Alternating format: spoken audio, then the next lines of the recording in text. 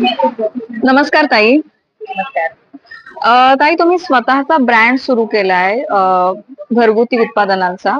कोकणातले आपले जे पारंपरिक पदार्थ आहेत त्याला तुम्ही ब्रँडचं स्वरूप दिलंय. तुमच्या व्यवसायाबद्दल सांगा ना. खूप अनेक वर्ष डोक्यात होतं की स्वतःचा काहीतरी व्यवसाय करायचा, स्वतःचं काहीतरी करायचं ही फार मनात इच्छा होती. आणि लग्न झालं, पार्ल्यात आले, मुंबईत आले. आणि मग वन फाईन डे नाश्ता करताना नेहमी दररोज तोच नाश्ता, पोहे, उपमा, शिरा हे कायमच असतं. मग नवऱ्याशी बोलताना असं लक्षात आलं, मी आंबोळी केली होती त्या दिवशी एक दिवस सकाळी नाश्त्याला. आणि मग म्हटलं की हे आपलं कोकणातलं आपल्या इथे बनलेलं म्हणजे हाताने बनलेलं किंवा छान पद्धतीने केलेलं सगळं तयार केलेलं इतकं सुंदर चवीचं आपलं सगळं अन्न आहे ते फक्त कोकणापुरतच आतापर्यंत मर्यादित राहिलंय. तर ते का नाही लोकांपर्यंत पोचावं किंवा ते पोचलं पाहिजे ह्यासाठी म्हणून आम्ही हा छोटासा प्रयत्न सुरू केलाय. आमच्या कंपनीचं, आमच्या ब्रँडचं नावच तसं आहे, Kopaga, Konkan based products by Patwardhan Gadgil. आणि आम्ही हा व्यवसाय छोटासा सुरू केलेला आहे जिथे आपले कोकणातले सगळे पदार्थ आम्ही उपलब्ध केलेले आहेत. वेगवेगळी पिठं आपल्याकडे उपलब्ध आहेत. थालीपीठ भाजणी आहे, त्याच्यानंतर गोडा मसाला आहे, आंबोळीचं पीठ आहे, ह्याच्याने उत्तम प्रकारची आंबोळी होते, अतिशय हेल्दी, अतिशय पचायला छान, हलकं आणि पुन्हा मी म्हटलं तसं हेल्दी. आणि दररोज काय नाश्त्याला करायचा हा प्रश्न असतो. पटकन आंबोळीचं पीठ काढायचं, सगळं त्याच्यात मिक्स करायचं, चवीला काय आपल्याला लागेल ते, आणि आंबोळी तयार. आपण तुपाबरोबर, लोण्याबरोबर, चटणी बरोबर ही खाऊ शकतो.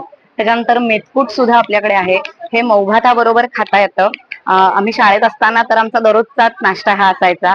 आम्ही मऊभात म्हटलं की त्याच्यावरती मेथकूट, मस्त पापड भाजलेला आणि तूप घालून आम्ही दररोज ते नाश्ता हेल्दी करून शाळेत जायचो. त्याबरोबर पिठांबरोबर आपल्याकडे कोकम आगळ, कोकम सरबत, थोडंसं युनिक काहीतरी हवं लोकांना म्हणून वेगळ्या चवीचं करवंद सरबत सुद्धा आपल्याकडे उपलब्ध आहे. त्याच्यानंतर मी म्हटलं तसं वेगवेगळ्या प्रकारची लोणची आहेत, हळदीचं आहे, आंब्याचं आहे, त्याच्यानंतर मिरचीचं सुद्धा लोणचं आहे, फोडणीची मिरची म्हणतात त्याला कोकणात. शिवाय लाकडी घाण्यावरचं तेल आहे, कोल्ड प्रेस्ड ऑइल. आजकाल बाजारात अनेक वेगवेगळ्या प्रकारची तेल उपलब्ध आहेत, पण ती सगळी रिफाईंड म्हणून इतकं त्याच्यावर प्रोसेस केलेली असते. मग म्हटलं प्युअर तेल ज्याच्याने काहीही हानी होणार नाही, हेल्दी असलेलं हे कोकोनट ऑइल लाकडी घाण्यावरचं. शिवाय ग्राउंडनट ऑइल सुद्धा आपल्याकडे उपलब्ध आहे, आणि तिळाचं तेल ज्याला आपण सेसमे ऑइल म्हणतो. ह्याच्यात वेगवेगळ्या लिटर्स मध्ये, वेगवेगळ्या क्वांटिटीज मध्ये आपल्याकडे प्रोडक्ट सगळी उपलब्ध आहेत. शिवाय आपल्याकडे कोकणाचा राजा हापूस आंबा, हापूस आंब्याचा रसाचा टीन सुद्धा आम्ही उपलब्ध करतोय सगळ्यांपर्यंत. त्याचबरोबर फणसाची भाजी, आता मे महिना म्हटलं की आंबा, आंब्याबरोबर आला फणस, फणसाची उकळलेली भाजीचा टीन सुद्धा आपल्याकडे आहे, जी ह्या टीन मध्ये सगळं बॉईल करून भाजी रेडी आहे पीसेस करून. डबा उघडला की फक्त फोडणीला टाकायची आणि भाजी झटपट 10-15 मिनिटात तयार, शिजवत बसायला वेगळं लागणार नाही. तर असे सगळे आपले कोकणातले प्रोडक्ट्स, अजूनही नवीन नवीन प्रोडक्ट्स आम्ही तुमच्यापर्यंत आणणार आहोत. प्रोसेस आहे स्वतःचं ब्रँड सुरू करण्याची, त्याला किती वेळ गेला आणि कसं त्या प्रोसेस बद्दल एकदा सांगा ना सगळ्यांना.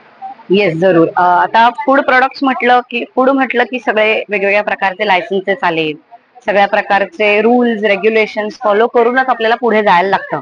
FSSAI म्हणा किंवा सगळे त्यांचे रजिस्ट्रेशन करायला लागतात, सगळे आपल्याला घ्यायला. तर ही प्रोसेस कसं म्हणाल तर इतकी सोपी नाहीये. मग लोकांना वाटतं की हा ठीक आहे, काहीतरी सुरू केलंय आहे, सपोर्ट करू. लोक खूप सपोर्ट करतात, सगळा आनंदच आहे. पण मी जसं म्हटलं तर हे एक साधं पोळीत पीठ, ह्याच्या पॅकेजिंग मागे फार कष्ट आहेत. मग डिझाईन कसं दिसायला हवं, लोकांना काय अट्रॅक्ट करून, म्हणजे लोकांना काय आवडेल, ह्या दृष्टीने आम्ही फार विचार केला.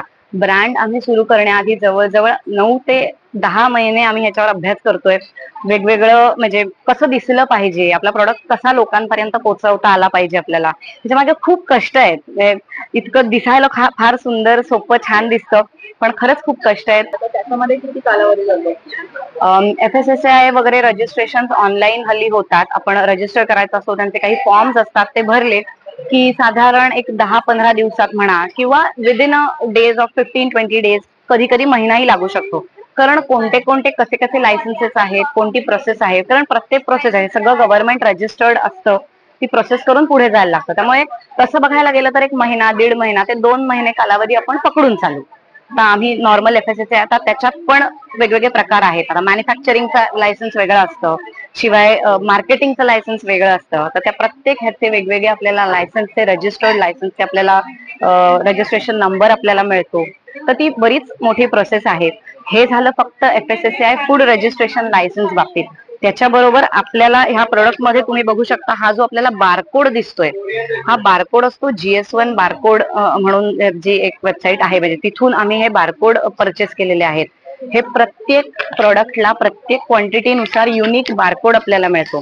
तो सुद्धा आम्ही त्याच्यासाठी सुद्धा रजिस्टर करून ते विकत घेऊन प्रत्येक प्रोडक्टला ते वेगवेगळं देणं गरजेचं आहे. म्हणजे पुढे भविष्यात जाऊन आपल्याला एक्सपोर्टच्या दृष्टीने म्हणा किंवा अदरवाईज, म्हणजे आपला हा प्रोडक्ट ह्या बारकोड स्कॅन केला की आपला प्रोडक्ट रेकग्नाइज होतो. तर त्यासाठी हे असे अनेक वेगवेगळे छोटे छोटे मुद्दे आहेत. तर हे सगळी प्रोसेस करावी लागते आणि मगच आपण पूर्णतः मार्केटमध्ये येतो. Thank you so much.